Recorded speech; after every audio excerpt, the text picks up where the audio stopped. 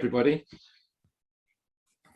Nice to see the full group as opposed to just my most excellent work stream on roads and mobility. So as Kayla said, I was the lead facilitator on roads and mobility, and the overarching key question that the work stream on roads and mobility were asked to address is what needs to be done to encourage less car use? How can reducing road capacity and using financial carrots and sticks help to make car use less attractive and reduce traffic levels and emission whilst maintaining mobility? And a bit like we just heard from the previous group on onshore wind energy, we are going to just have a recap of the journey of evidence that the members in the road and mobility workstream heard, to give the rest of the members a bit more context of those of you that weren't in the roads and mobility workstream. And for that, we are going to hear from Nik Bowyer, who I think was also with you in weekend one as well, a director of transport planning and modelling at Ecom and a net zero task force member. Over to you, Nik. Thanks very much, Gary. And hi, everyone. It's great to be back, and it's really exciting to be getting all of this feedback in terms of what you've been discussing. So I just thank you for the journey that you've been taking over the past couple of weeks. I'll just share my screen quickly. I've got a few slides that I'd like to run through. I won't be dealing with them in detail. We've only got 10 minutes to run through this. But let me just get this going, and then we'll move on. So hopefully you can all see my screen now. People see that? Yes, thank you. We can. Yes, yes. Thanks, Nik. Thank you. So just putting, again, just really going back into why we need to consider this topic. I think right at the beginning, we talked through the fact that Devon's transport emissions account for 31% of all of the greenhouse gas emissions in the county. And that when that is considered against all of the other sectors of industry in Devon, that's second only to the built environment when both the residential and commercial elements are combined. Now, as Patrick's already mentioned, 90% of Devon's energy use comes from fossil fueled sources. And with respect to transport, that's 98%. So, simply switching all of our existing car use to electric vehicles will place a huge demand on the electric generation and energy network. And so really thinking around what we can do in order to reduce car use is a key part of any plan going forward. And again, just to recap that element that we had at the beginning, it's really the movement of people around Devon, so not freight, that causes most of those transport emissions. So around, and again, just in terms of how that plays out, around 1 in 6 journeys are related to commuting. School travel accounts for around 2%. So whilst they may have an impact on congestion at particular times of day, it's really about considering car use across the whole piece. So we had a bit of a recap in the first block in terms of what was in the plan at the moment. Now in that plan is focused around 4 particular areas where there are actions, over 45 actions to reduce car use. Those consider spatial planning, and in particular, there's a lot of focus around the relocalization of services and giving communities more say in planning their services. And what that will allow for is reduce traffic through reducing the need for people to travel. There are actions around behavior change and community engagement. So how can we influence people's behavior? And a lot of what the evidence that people have heard is around that behavior change piece. So thinking around what policies, levers and mechanisms may be available. And then finally, there's actions around economy, resources, what can be done to fund additions to public transport, active modes, and that's active modes is really walking and cycling. And then knowledge sharing, skills and learning as well. But the key takeaway is that of all of the 8 objectives in the interim carbon plan, 5 of those have a direct impact from transport. So it's a really key area for us. So what we're going to do now is just recap a couple of the actions that we had in the plan. Recap a couple of the bits of evidence that you've heard over the course of the past few weeks. So first, we had a couple of presentations around rethinking how we might use our road space. One of those was an informational presentation from Will Pratt at Devon County Council, and one was an activist presentation from Tom Viersma at the North Devon Cycling Campaign. So just moving on to that briefly, Devon County Council presented on some of the work that they have done in reallocating road space in recent years and months. And really setting the context for that was around, well, why might we want to reallocate road space? And evidence was given in terms of the potential to give wider footways, more space for pedestrians, more space for other activities to take place on the pavement. And we'll come on to some of that a bit later.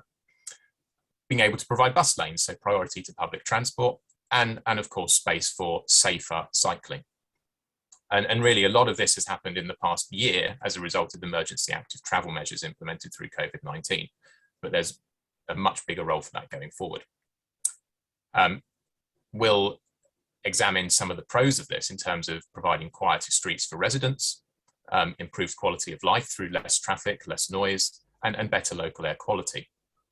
However, some of the considerations that you as a Citizens Assembly may want to take into account here are that this will impact on how people travel. So access to properties, for instance, whilst that would be retained under any road closures or road space reallocation, it might mean people have to make slightly longer journeys to or from their properties. Impact on other streets. By closing off roads or putting in place filters to only allow certain types of vehicle through, that might mean that car traffic reroutes. It might mean that there is therefore more traffic on other streets if other policies don't come to fruition to reduce car usage. It might mean that bus routes need to be changed. And likewise, it might mean that freight needs to move as well. And that could lead to lorries using alternative roads. And the other consideration, of course, is that there are people who are heavily reliant on their cars, and that always needs to be taken into consideration. Now, from the activist point of view, Tom Wiersma presented in terms of active travel and really extolled the virtues of active travel being low carbon, low cost and accessible. But I think really the key point that he made here with regards to cycling was that there is a genuine local substitute for cars. And there was a really good point he made in terms of trips to schools. So most trips to schools are around 2 kilometers or less. And there's no reason that those couldn't be undertaken by cycling if we felt that there was safer ways to do that. Again, some of the reasons that Tom gave were around better health, and that's a real co-benefit that can come from this. And also recognizing that Devon has a fairly significant influx of tourists promoting ecotourism. So getting tourists onto active modes, exploring things such as the Tarka Trail and other cycling routes that are out there. And in Tom's view, what he thought needed to be done was creating active campaign groups to campaign on behalf of active travel and road space reallocation to walking and cycling. Developing something that's called a local cycling walking infrastructure plan. So that's an LC-WIP for all areas, which would set out what residents need and what needs to be done in order to ensure safe, quiet routes for cycling and walking. And really the other point around this was making sure that all districts and county and all of the planning activities that they undertake fully embed active travel as a proposition. Okay, so just moving on, we also heard around some potential policies that could be put in place to reduce car use. And these are really the carrots and sticks almost, as it were, as in terms of the question that you've been posed. So we heard from Dr. Steve Melia from the University of West of England on parking policy. We heard from Dr. John Siro on terms of congestion charging and low emission zones and the roles that those could play. And we also heard from Neil Hallam at Nottingham County Council in terms of workplace parking levies and the potential role that that may have. So onto car parking policy as a mechanism. Really, this was summed up in one phrase by Steve Melia in the evidence that he gave. And that was that there is a very clear link between the ease of parking and the amount of people that travel by car. So if you can make it more difficult to park and make it more expensive, then that will reduce car use. And in particular, he talked about this in terms of destination parking. So actually people parking at the locations that they're going to. So that's town centres, shopping centres. And he noted that obviously more difficult and expensive parking does lead to less driving, but there is a trade-off because if it's not done carefully and considered, it can lead to more people driving around urban areas in particular, looking for a parking space that may be cheaper. And so there are other factors at play. In terms of residential parking, again, Steve showed us that there's plenty of evidence out there that providing less parking in new developments leads to reduced car ownership. And clearly the link between high car ownership and how much people travel is very strong. But again, this is only effective if it's controlled. And so mechanisms and regulations would need to be put in place to ensure that where developments don't provide parking, that's adhered to. And then he gave some other potential benefits and considerations. Again, similar to what Devon County Council presented, street space can be reallocated if you remove parking. So again, that can support businesses, it can support cycle parking, and it could be used in order to support the transition to the electric vehicle fleet by providing charging spaces. However, again, with transport, he sounds the note of caution that there is an element of suppressed demand. And really that comes back to the fact that if you free up space on the network because you take cars off, there's always people who aren't traveling because they don't want to be held in congestion. So if you reduce that level of congestion, people may then start to travel again. And that would need other measures to be put in place alongside parking policies to make sure that that rebound doesn't happen. But in conclusion, Steve really summed up that for a rural county such as Devon, parking policies on their own would not have a substantial impact on carbon, but that as additive and complementary measures, they would be very effective. Okay, in terms of workplace parking levies, we heard evidence around how this has been implemented in Nottingham, which was the first place in the country in order to bring these in. And really, these are a demand management tool. So what they do is they apply a charge to all employers in a city or urban area, and that charge is per place per year.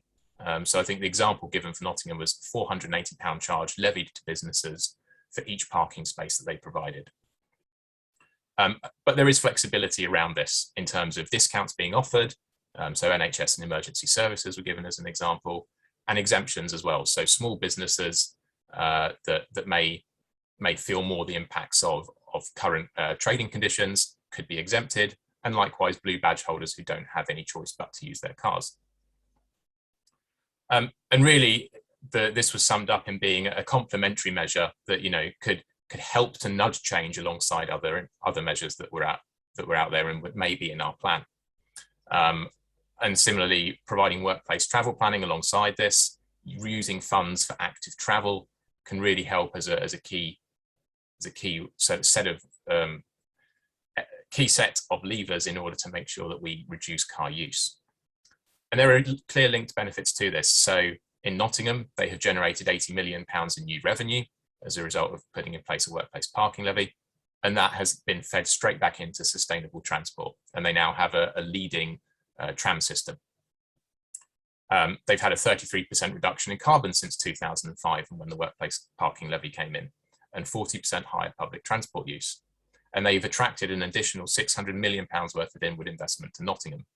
So whilst there is a charge to businesses, which may in some part be passed on to the users, really what we see from that is a net benefit coming to the economy. And finally, we heard in terms of a potential policy lever in the way of congestion charges and low emission zones. So Dr. John Siro took us through evidence in terms of congestion and air quality, and he particularly noting the fact that in Exeter and Plymouth, air quality is considered a factor in around 5% of deaths in those urban areas. But also in terms of congestion, noting that congestion costs everyone money. It costs additional fuel and it costs people their time, and you can place a value on that time. And in fact, the evidence from the pandemic shows that prior to the pandemic, congestion was costing people around £900 per person for the UK in terms of lost time. With the reduction in travel that's happened since the pandemic, that has reduced to £291 per person. So there's a huge saving can be given if we can reduce the amount of cars on the road. There was a consideration that John thought you may as a group want to take into account, which is around equity. In particular, the fact that by providing a charge, this might price lower income people off of the road network. But John provided evidence on that in terms of the fact that there are in many places in Exeter and Plymouth, for example, up to 40% of households have no car, and that tends to be the lower income groups. So actually the question around that is actually that maybe this isn't quite as regressive as some people may see it as, and in fact it is charging the wealthier people who might be able to more afford it. But also in terms of equity, taking the example from Birmingham, these sorts of measures can be phased in. And for example, in Birmingham, he gave the example that for the low emission zones there, anyone with a salary of less than 30,000 per year was exempt for the first 2 years of that low emission zone coming in order to give people time to consider and change their travel behaviours. He gave a few case studies, particularly focused on London, where low emission zone and congestion charging have led to significant reductions in car use since they've been implemented, reductions in carbon emissions and nitrous oxides. And that as a result of that, there hadn't been any increases outside of the zones where they've been implemented. So again, as a conclusion, these can be effective measures to reduce car use, particularly focused on our urban areas. And they can act as a catalyst to get people to switch to cleaner vehicles, such as electric vehicles that would emit less carbon at point of use. And in fact, he also gave the example that a very small charge can lead to significant behaviour change.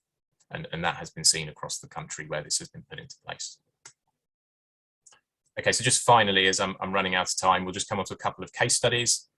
So we also heard some evidence from the business community in Exeter.